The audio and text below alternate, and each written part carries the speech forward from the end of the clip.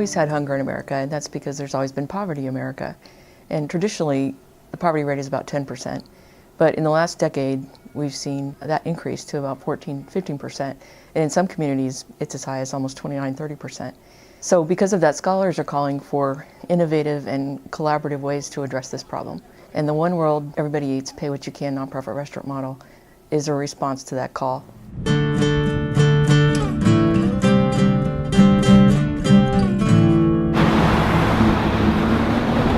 Coconut, cauliflower, roasted peppers. Yeah. And then I thought with the quinoa, man, that smells great. Charlie hates pigs. Oh no, why? He says the only thing they're good for is feeding pigs. We have, as much as any community, we have that cross-section of voices, and this model works for all of that, because what this model is saying, we're just inviting you to be a part of us. We just want you to be a part of our community. We want you to come in, come chop some vegetables with us, or come have a meal with us. It's a wonderful model. I didn't think of the model, but I'm certainly appreciative of the model. And for us, it has worked so far quite well, and we're very blessed with a caring community. Hey, that looks great. How much would you like to donate today, Mary Pope? I will donate $7 today. $7? Okay, a lot of fun. Mary Pope, your change is $13. Thank you. Farm Cafe is an amazing idea.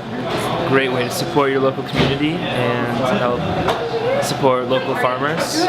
And it seems like a great community gathering spot. Every time I come in, every time I pass, it's busy.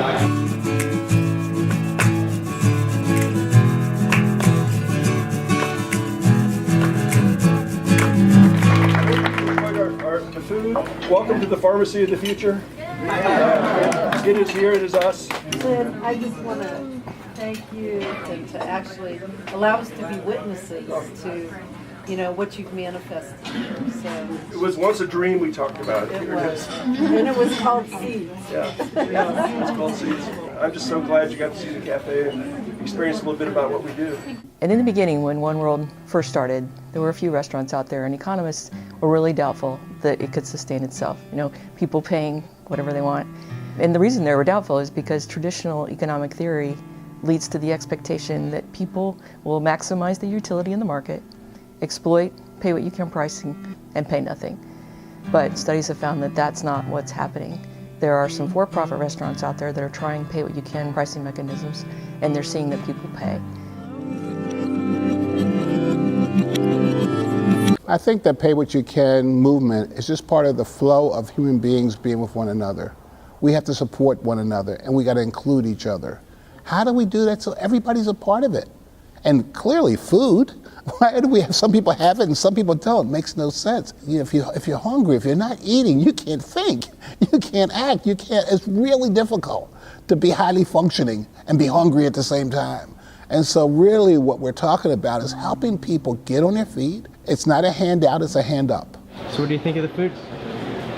It's really good. It's good food. How do you feel when people come in the cafe and they say, this is a wonderful concept? And in reality, it's not a concept anymore. It's our lives. That's it. That's it.